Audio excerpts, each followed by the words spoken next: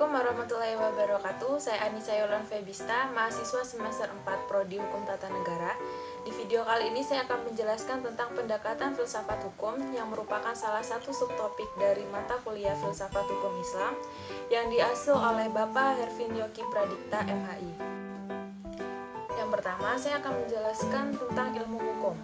Beberapa pendapat mengatakan bahwa karena filsafat hukum merupakan bagian khusus dari filsafat pada umumnya, maka berarti filsafat hukum hanya mempelajari hukum secara khusus, sehingga hal-hal non-hukum menjadi tidak relevan dalam pengajian filsafat hukum. Sebagai filsafat hukum tunduk pada sifat-sifat, cara-cara, dan tujuan-tujuan dari filsafat pada umumnya. Di samping itu, hukum sebagai objek dari filsafat hukum akan mempengaruhi filsafat hukum. Dengan demikian, secara timbal balik antara filsafat hukum dan filsafat saling berhubungan. Secara sederhana, dapat dikatakan bahwa filsafat hukum adalah cabang filsafat, yaitu filsafat tingkah laku atau etika yang mempelajari hakikat hukum.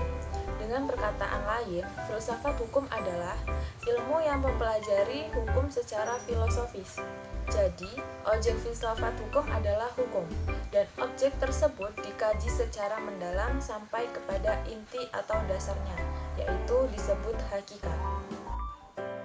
Menurut Purnadi Purbacaraka dan Sujono Sukanto, hukum dapat diartikan sebagai satu, ilmu pengetahuan, yakni pengetahuan yang tersusun secara sistematis atas dasar kekuatan pemikiran.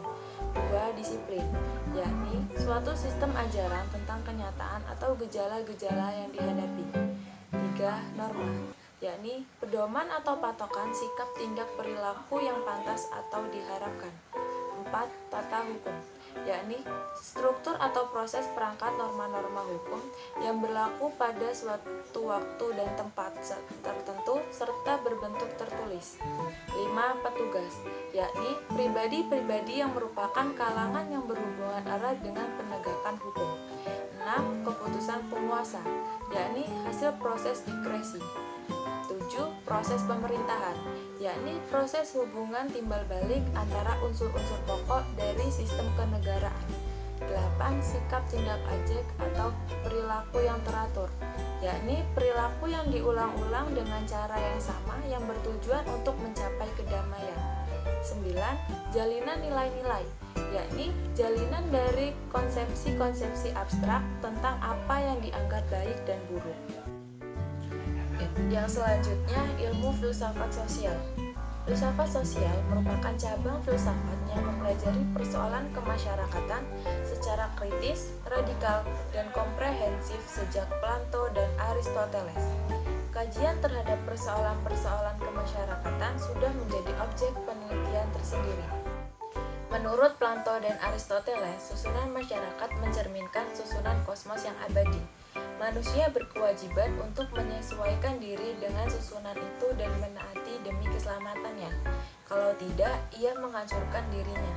Pada abad pertengahan, masyarakat Eropa masih memperlihatkan pada pola dasar yang sama, hanya sekedar mengoreksi terhadap paham Plato dan Aristoteles. Paham tentang otonomi kosmos diganti dengan paham heteronominya, yaitu kepercayaan bahwa kosmos tidak terdiri sendiri, tetapi bergantung pada kemahakuasaan Allah. Ketertiban kosmos adalah suatu ketertiban yang telah diciptakan. Yang berikutnya, perubahan hukum dan sosial. Proses terjadinya perubahan-perubahan pada masyarakat di dunia pada dewasa ini merupakan suatu gejala yang normal, yang pengaruhnya menjalar dengan cepat ke bagian-bagian lain dari dunia. Antara lain, berkat adanya komunikasi modern dengan taraf teknologi yang berkembang dengan pesatnya, penemuan-penemuan baru di bidang teknologi terjadi suatu revolusi, modernisasi pendidikan, dan lain-lain kejadian yang di suatu tempat dengan cepat dan dapat diketahui oleh masyarakat-masyarakat lain yang bertempat tinggal jauh dari pusat terjadinya peristiwa tersebut. Perubahan-perubahan dalam masyarakat dapat mengenai nilai-nilai, kaidah-kaidah, pola-pola perilaku, organisasi, struktur lembaga-lembaga sosial, stratifikasi sosial, kekuasaan, interaksi sosial, dan lain sebagainya. Faktor mempengaruhi terjadinya perubahan sosial.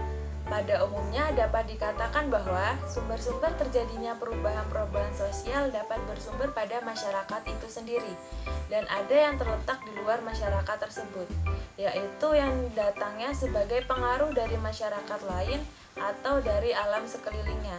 Sebab-sebab yang bersumber dari masyarakat itu sendiri adalah bertambah atau berkurangnya penduduk, penemuan-penemuan baru, pertentangan, dan terjadi revolusi.